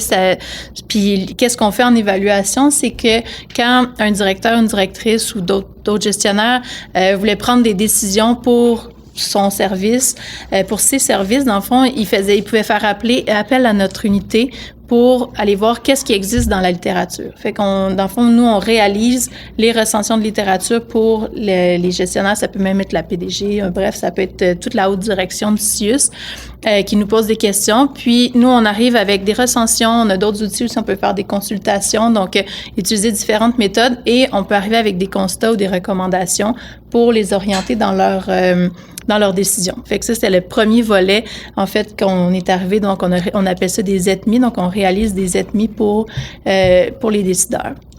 Vu que vous me connaissez un peu, là, depuis le début, je suis toujours en train de faire d'autres postes en même temps. Fait qu'on m'a demandé, dans le fond, de faire certaines tâches aussi au niveau de l'innovation. Fait que dans l'innovation, les rôles qui existent, disons, si c'était mon poste seulement, là, ce qu'on fait, c'est qu'on réalise des évaluations pour les innovations. Donc, il y a eu des projets qui se sont faits, entre autres dans les projets vitrines qui ont été lancés par MedTech et le gouvernement aussi, les différents ministères qui ont implanté, par exemple, de la télésurveillance à distance chez les usagers. Puis là, nous, on a évalué est-ce que la surveillance, est-ce que c'était bien économiquement, ressources humaines. On fait vraiment une évaluation de la technologie pour voir est-ce que c'est pertinent, est-ce qu'on devrait l'adopter dans le réseau à grande échelle. Donc, c'est vraiment proche de la recherche, mais ça s'appelle de l'évaluation. Donc, on a des fois, on a certains projets même qui sont en collaboration avec le centre de recherche de notre CIUS ou de d'autres établissements parce qu'on soutient aussi d'autres établissements à faire ça. Et tout ça m'a amené, c'est très nouveau, en fait, l'innovation, c'est nouveau, mais je veux dire, que ça rentre dans le réseau comme ça, c'est assez nouveau. Fait que les méthodes existent. Oui, dans certaines études, mais tout est en développement. Tu sais, comment est-ce qu'on fait les rapports? Comment est-ce qu'on rapporte au ministère les points principaux? Fait qu'on est beaucoup dans la création de méthodes, de comment on développe nos façons de faire. Fait que j'ai beaucoup été appelée à faire ça dans les dernières années. Ce qui m'a amené à vouloir faire avancer l'équipe. Toujours, comment est-ce qu'en équipe, on peut développer tout ça? Puis c'est là que l'idée de devenir gestionnaire, mais avant, je voulais être gestionnaire juste pour être gestionnaire, alors que maintenant, je me dis non, je veux vraiment faire avancer l'équipe. C'est ça dans ma tête. Je suis tout le temps en train de penser comment on peut faire mieux dans le réseau, comment est-ce que l'équipe va être plus efficace, comment est-ce qu'on peut faire des projets qui vont faire avancer la société. Fait que c'est vraiment comme ça que j'en suis venue à avoir différents rôles, même dans mon propre rôle de professionnel.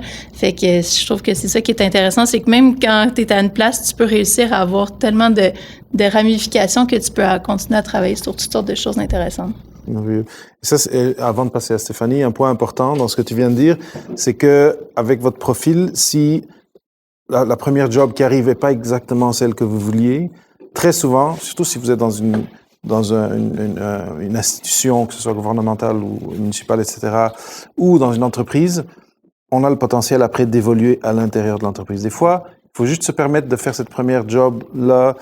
C'est quoi en anglais, ils disent commencer à la salle de la poste et après vous pouvez évoluer, mais donnez-vous gardez cette idée aussi ça se peut que quand je vais frapper aux portes au début, ça va pas marcher et là il y a quelque chose qui va marcher qui est pas exactement ce que je veux, mais cette institution-là, cette entreprise-là, j'aime ce qu'ils font.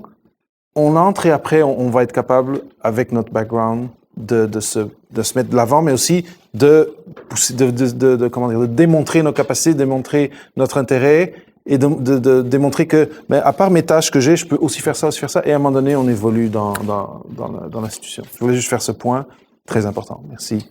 Stéphanie. Les deux éléments que j'utilise dans mon parcours d'études dans le cadre de mon travail, c'est la résolution de problèmes complexes et mes connaissances plus statistiques, je dirais. Les fondements de l'intelligence artificielle, machine learning, c'est des modèles statistiques. Je n'ai pas fait d'intelligence artificielle au niveau de mon doc, mais je comprends suffisamment cet aspect-là pour être capable de ramener ça dans la résolution de problèmes complexes. Dans mon travail en service conseil, notre réalité, c'est qu'on a des clients de tout type d'industrie qui arrivent avec un besoin. Donc, ils ont besoin de faire de l'intelligence artificielle parce que c'est une entreprise en région qui a de la difficulté avec le recrutement. Ils ne sont pas capables d'augmenter leur capacité. Ils ont besoin d'automatiser certains de leurs processus. Parce que le président a entendu à la télévision que l'intelligence artificielle allait révolutionner la planète, qu'ils se doivent d'intégrer ça dans la compagnie. Parce que la compétition solution entre en force, c'est qu'ils doivent accélérer leur manière de produire, par exemple, dans le milieu manufacturier. Et en fonction donc, on a un client qui arrive avec un problème et nous, on s'assoit avec ce client-là et on crunch un problème pour trouver une solution. Donc, on va aller creuser différents aspects de leur réalité. On va aller comprendre, écouter, faire une analyse, synthétiser et émettre une recommandation ensuite. Recommandation qui se décline. Ensuite, nous, la compagnie pour laquelle je travaille a le privilège d'être assez versatile dans les solutions qu'ils peuvent proposer. Donc, suite à la recommandation, souvent, on va développer des solutions technologiques nous-mêmes. On va émettre des recommandations plus au niveau du conseil stratégique, formation, etc. Mais c'est vraiment ce core d'habileté-là d'être capable de prendre un problème complexe, de prendre un ensemble d'informations comme on fait au moment de la recension de littérature, par exemple, dans une thèse, et de synthétiser ça pour émettre, de se fonder, d'écrire des hypothèses. Encore aujourd'hui, je base mon travail sur l'émission d'hypothèses pour ensuite proposer des résultats. Oui, Christophe? Ben, rapidement, je vais reprendre ce que tu dis, mais moi, c'est un peu l'inverse. J'arrive avec des chercheurs universitaires, des étudiants qui viennent vers nous pour qu'on trouve un problème concret à leur solution. En fait, les chercheurs vont développer souvent des solutions qui sont issues des besoins scientifiques et de temps en temps, dans certains domaines, c'est plus présent, mais il y a un besoin tangible. Soit il y a des besoins en santé ou il y a des besoins autres. Et nous, notre rôle, en fait, c'est d'évaluer si ce besoin scientifique-là est la solution qui a été développée, si ça vaut la peine qu'on continue les investissements, soit en temps, en argent, en développement. Puis la manière qu'on le fait pour s'informer, c'est qu'on va souvent cogner à la porte d'entreprises, d'organisations communautaires, de programmes cliniques dans le réseau de santé, par exemple, de cliniques privées. Puis on leur demande si vraiment ils ont des besoins, puis s'ils ont un problème qu'on peut résoudre avec cette solution-là. Et donc, dans les aptitudes que j'utilise beaucoup, moi, c'est des aptitudes de communication. Tout ce qu'on a appris là, à présenter rapidement, des problèmes, pas des problèmes, mais des résultats de recherche assez complexes, être capable de les communiquer, moi, ça fait partie de mon travail. J'ai souvent quelques secondes seulement pour parler des avantages de cette nouvelle technologie ou cette nouvelle innovation-là. Et surtout, j'utilise aussi toutes les approches que j'ai développées en recherche qualitative, l'entretien, l'écoute, la capacité de synthèse, être capable de reformuler les besoins, c'est quelque chose que j'utilise beaucoup. J'utilise aussi beaucoup là, les approches statistiques que j'ai appris, que j'ai manipulées. Ça me permet de comprendre des fois la force des évidences qui me sont présentées, qui des fois le sont plus ou moins, mais tu sais, après ça, le fait que j'ai fait de la recherche en réadaptation, ça m'a permis de voir que différents domaines ont différentes cultures. Il y en a qui vont adopter des pratiques ou des façons de faire avec très des faibles niveaux d'évidence. Puis dans d'autres domaines, à l'inverse, il faut des niveaux d'évidence hyper hauts pour être capable de changer les choses. Et donc, j'ai un rôle d'accompagnement des équipes de recherche à comprendre les nouvelles cultures ou les cultures d'entreprise et autres. Donc, je fais un peu la traduction entre les deux. Donc, je ne sais pas si vous remarquez comment c'est quand même varié, stimulant. Il y a du défi, il y a des problèmes très complexes. Donc, je ne pense pas qu'il faut avoir peur de ne plus jamais être intellectuellement stimulé quand on sort des murs de l'université. Christophe, Catherine, Pascal, Stéphanie, merci énormément d'avoir tout partagé si généreusement, votre trajet, vos réflexions, les écueils, etc. Super intéressant. Et aussi ce que vous faites. Je pense que ça, c'est super important parce que les gens, souvent, avant de parler avec quelqu'un ou d'être dans un panel comme ça, on voit un nom et un nom de poste sur LinkedIn, mais on ne sait pas ce que ça veut dire. Je pense qu'aujourd'hui, et les gens qui vont écouter l'épisode vont pouvoir au moins savoir vos 4 profils. Et maintenant, je passerai la parole à vous pour si vous avez des questions à nos panélistes. Charles va vous passer ça, qui est un micro. Et donc, levez la main si vous avez des questions. Et Charles va vous passer le micro pour qu'on puisse avoir l'enregistrement. Ben moi, la question que j'ai aux panélistes, c'est est-ce que ça vous arrive parfois de vous dire dans votre tête, mais si j'avais su que c'était ça que j'allais faire, peut-être j'aurais pas fait mon doc, peut-être j'aurais sauté cette étape-là. Ben, je peux peut-être répondre. Ben, en aucun cas, j'aurais pas fait mon doctorat. Je pense, en fait, pendant un moment, j'ai pensé l'arrêter, mon doctorat, parce que bon, j'avais toutes sortes de choses en même temps, puis je me disais, est-ce que ça vaut vraiment la peine de le terminer? Puis maintenant, je suis vraiment contente d'avoir mon PhD, puis d'avoir terminé, puis je pense que peu importe ce que ça m'a amené tellement de choses variées qui sont incalculables que je pense pas que j'aurais pu me rendre où est-ce que je suis aujourd'hui avec ça mon doctorat dans le fond, parce que j'aurais eu toutes sortes d'opportunités d'emploi autres, mais je pense que là je suis vraiment à une place où je me dis là j'aime ce que je fais, tous les jours j'aime mon travail, puis je me pose pas la question de. En fait, avant, je me disais, il y a tout le temps petit quelque chose que je me disais, si j'avais fait telle étude, ça. Mais là, avec le doctorat, on dirait que justement, c'est très transversal, fait que ça nous permet d'avoir accès à tellement de différents postes que je pense que d'avoir les 3 lettres à la fin de notre nom, ça aide.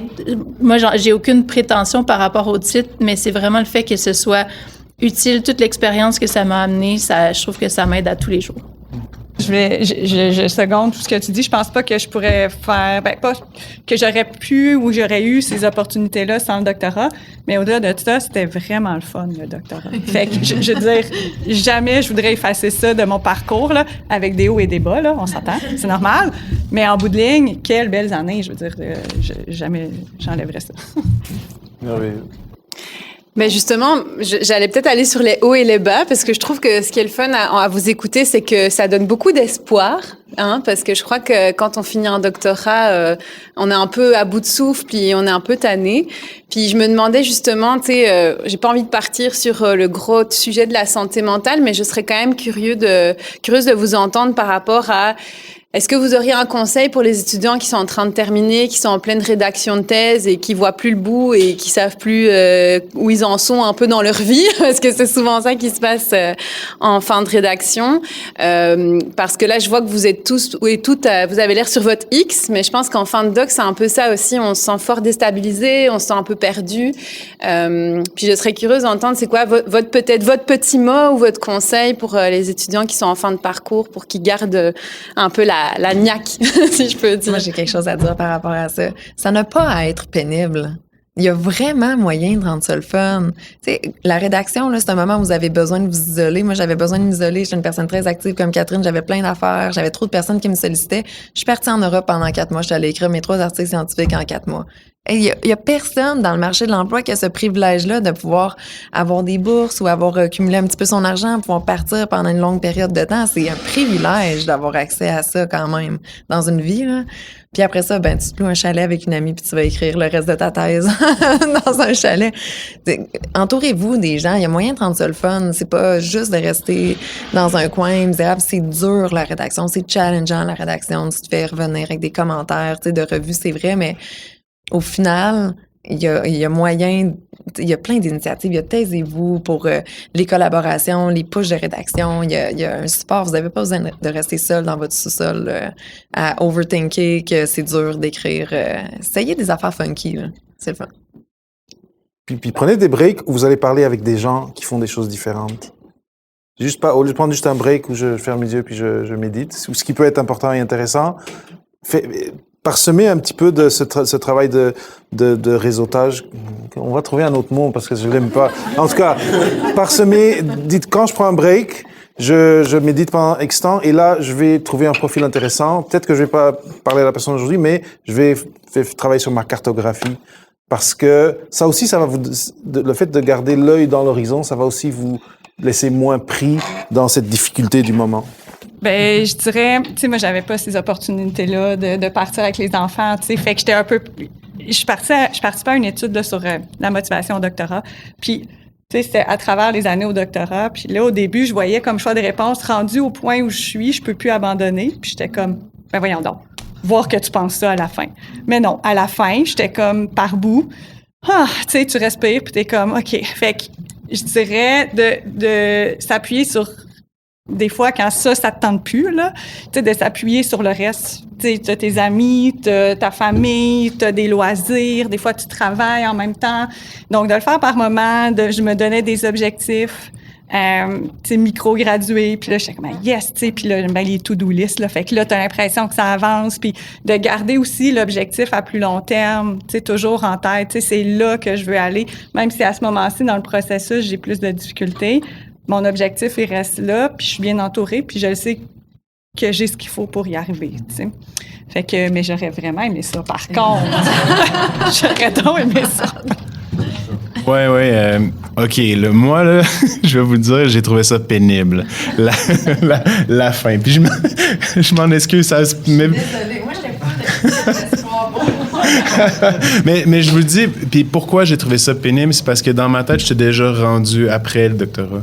Tu sais, j'avais déjà, puis c'est un saut mental qu'il faut faire attention à faire parce que je m'étais dit, je vais l'avoir ma job, puis j'avais passé, j'avais tourné la page, tu sais. Mais fait que j'ai trouvé ça difficile. J'ai trouvé que c'était comme une frustration constante. À chaque jour, je me levais et je me disais, je suis pas en train de travailler. Tu sais, je suis pas passé à l'autre étape que j'ai donc préparée dans ma tête. Puis ça a mené de la frustration. Puis c'est ça. Mais je pense que vous voyez, là, peut-être à ce moment-là, j'avais peut-être besoin d'un peu d'un break. Mais mon conseil, ce serait un peu comme ça. C'est un processus incluant la rédaction, incluant la fin de la thèse. Il y a moyen aussi des fois je pense de tenir votre bout puis de dire moi la rédaction de la thèse c'est un peu plus comme ça que je la veux ma thèse.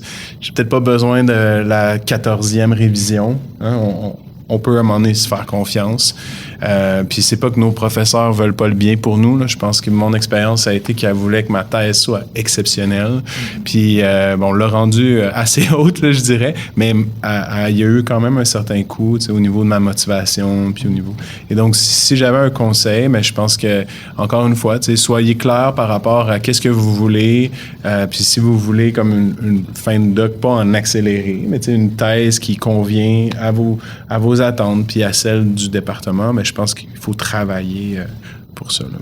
Donc, moi, ça va vraiment dans le même sens que Christophe. En fait, moi, j'ai eu mon creux avant la fin, dans l'année qui précédait, fait que c'était pas tout à fait...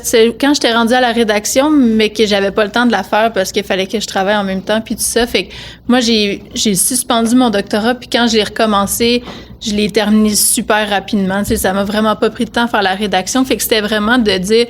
Je pense que j'étais pas capable de mettre les limites comme il faut avant, puis d'être capable de mettre vos propres limites le plus tôt possible dans vos études supérieures, ça va vous aider à arriver à la fin. T'sais, comme moi, mes limites, quand j'ai eu mes enfants, on dirait que c'était plus facile à dire, non, moi, passer 4 heures, puis moi, les fins de semaine, il n'y a aucunement question. Ça a un peu toujours été comme ça, mais on dirait que je me faisais plus juger parce que, j'ai pas d'enfant, t'as le temps. Ouais, non, moi, passer 4 heures, moi, je le prenais vraiment comme un emploi, mon doctorat. Fait que passer 4 heures, puis avant 8 heures, je travaille pas. Fait que, c'est vraiment d'être capable de mettre vos limites à vous, vos limites sur le nombre d'articles. Vous avez quand même des choix à faire, vos limites sur comment la thèse est faite. Vos directeurs, oui, ils ont leur mot à dire, mais vous aussi. Il faut vraiment savoir que vous faites partie du processus de décision, puis il y a des gens dans le programme aussi qui sont là pour vous soutenir. Il y a de la direction, il y a souvent des petits parrainages, il y a d'autres personnes si vous avez de la difficulté à dire non. Savoir dire non, c'est quand même quelque chose qu'on n'est pas habitué de faire parce qu'on veut essayer de voir toutes les expériences, puis on veut participer à tous les articles, puis tout ça, mais sachez que vos limites sont vos limites, puis il faut que vous les respectiez aussi. Et si vous avez comité de thèse, des fois, dans un comité de thèse, il y a quelqu'un qu'on sent qui est plus notre allié, puis qui va souvent ne pas être notre superviseur, mais des fois, il y a des gens qui ont de très bonnes relations avec leur superviseur. Donc, de voir aussi s'il y a des alliés dans votre milieu académique qui peuvent vous aider à un peu gérer le perfectionnisme exagéré du superviseur ou de la superviseure, etc. Donc, tous des très bons points. J'ai vu une main se lever. Ah oui, c'est ça. Alex. J'avais une question sur peut-être la préparation de la sortie ou de l'après-doc. Je pense que vous avez tous eu des moments différents où il y a un déclic, des impacts différents sur la fin de la thèse. Tu sais, j'entends une paix, Stéphanie, quand tu as fini, puis tu étais prête, mais ça faisait déjà longtemps que tu savais que tu serais pas prof. Fait que, tu sais, ma question serait, dans un monde idéal, votre réflexion, quand est-ce qu'elle se serait passée? Est-ce que pour vous, votre parcours doctoral, ça serait comme ça, puis votre réflexion au même moment, ou est-ce que vous le feriez plus tôt pour les personnes qui sont peut-être en début de doc, en fin de doc? T'sais, mettons, moi, je suis au post-doc, puis je suis encore en mode advienne que pourra. Fait que, tu sais, on verra, tu sais, mais... Ben, le plus tôt, le mieux, je pense. Si vous avez une idée, vous le savez, ce que vous... En fait, si vous le savez que vous voulez aller en académique, vous savez le type vous savez que vous avez besoin de pousser plus de publications, par exemple. Il y a certains choix que vous avez à faire. Fait que le plus rapidement, vous prenez votre décision sur ce que vous voulez faire à la sortie ou ce travail d'introspection-là qui vous amène à... C'est correct si ça change en cours de doc. Vous avez une opportunité finalement de rester en académique, tant mieux. Mais c'est sûr que le dessin ou du moins les choix que vous allez faire en cours de parcours de doc va probablement influencer un peu vos opportunités à la sortie de ce doc-là. Si vous voulez faire des postdoctorats, si vous voulez rester dans le milieu académique, ça sera pas tout à fait la même type d'expérience que moi j'ai été chercher, par exemple. Fait que, 1 an, c'est peut-être rapide. Tu sais, on commence pas nécessairement... En fait, c'est ça, je pense que les motivations à faire un doctorat vont venir influencer ce qu'on veut en faire avec le doctorat. Moi, j'étais jeune et je voulais faire un doctorat. Ça faisait partie de mon ADN. C'était comme une identité, là. J'avais besoin de faire ça, mais pas nécessairement dans un objectif de rester dans le milieu et d'être prof. Fait que pour moi, c'était pas un échec de ne pas réussir en académique après. C'était pas ce que je voulais, mais si vous rentrez dans un doctorat dans l'espoir de devenir prof un jour, c'est sûr que là, vous allez peut-être laisser quelques années un peu pour voir les opportunités qui se dessinent, comprendre comment ça fonctionne, les opportunités, les freins. Mais le seul... Fait que, je m'excuse, Alexandre, j'ai pas de bon moment puis de bonne période à te recommander. mais restez actif dans votre réflexion pour éviter de juste choisir des opportunités qui vous sont présentées parce que finalement, c'est ça, restez actif. De mon côté, là, je dirais plutôt c'est le mieux, mais je pense que les universités puis les établissements d'enseignement ont une responsabilité d'exposer les étudiants assez tôt là, à ce genre de réflexion-là. Peut-être un peu dans le même sens, mais puis peut-être c'est quelque chose, un conseil ou un outil qui pourrait aider à faire avancer la réflexion.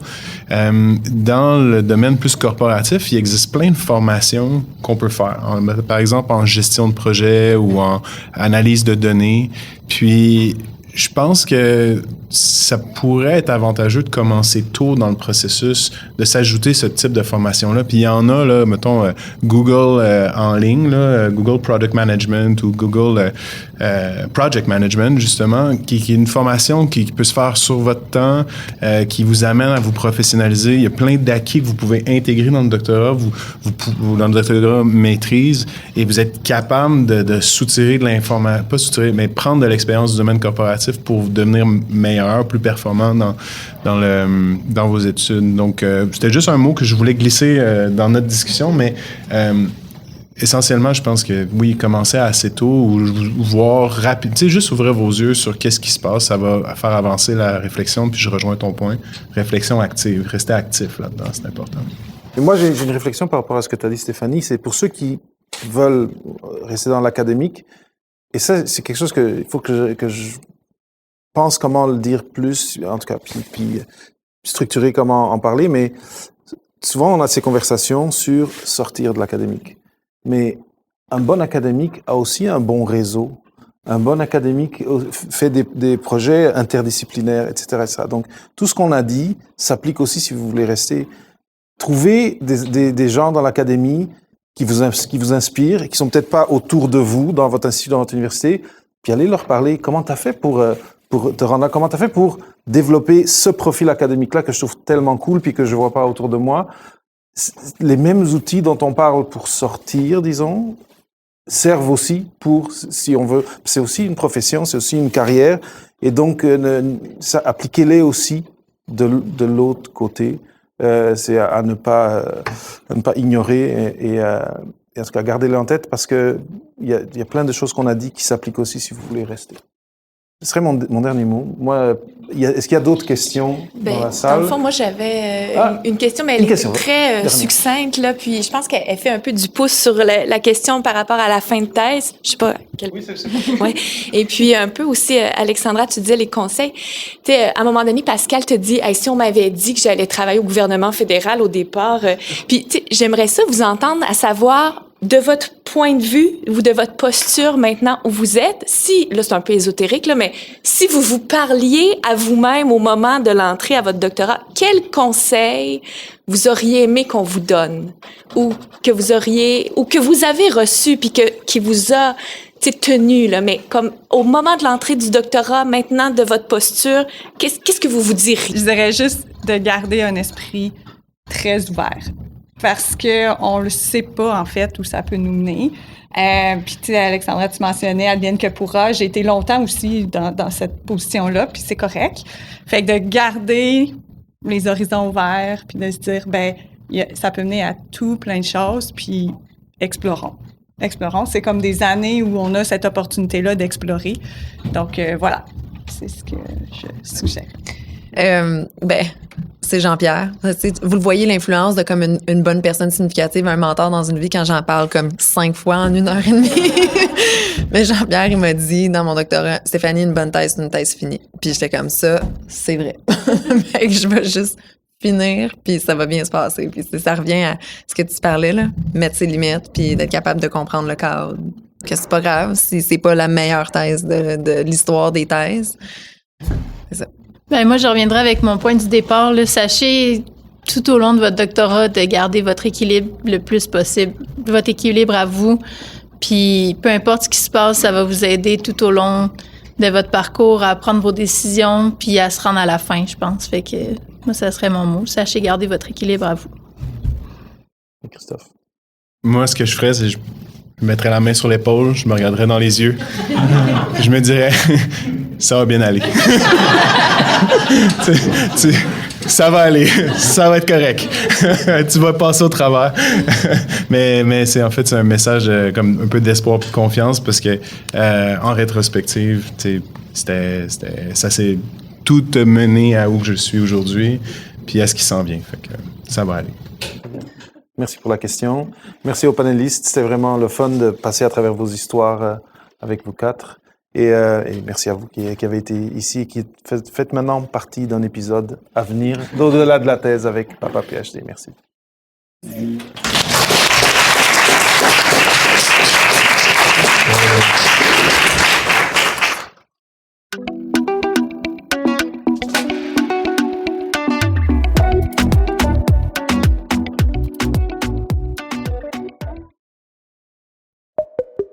Merci d'avoir écouté ce nouvel épisode, un épisode hors série d'Au-delà de la thèse avec Papa PhD.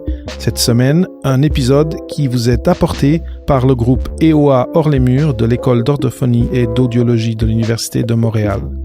Si tu te poses des questions par rapport à ton avenir professionnel après le doctorat, rends-toi sur school.com/papaphd, donc skool.com/papaphd, et rejoins-moi, mais aussi une communauté de gens comme toi qui font de la recherche, mais qui sont aussi intéressés à ce qui existe professionnellement en dehors du labo pour toi. À bientôt!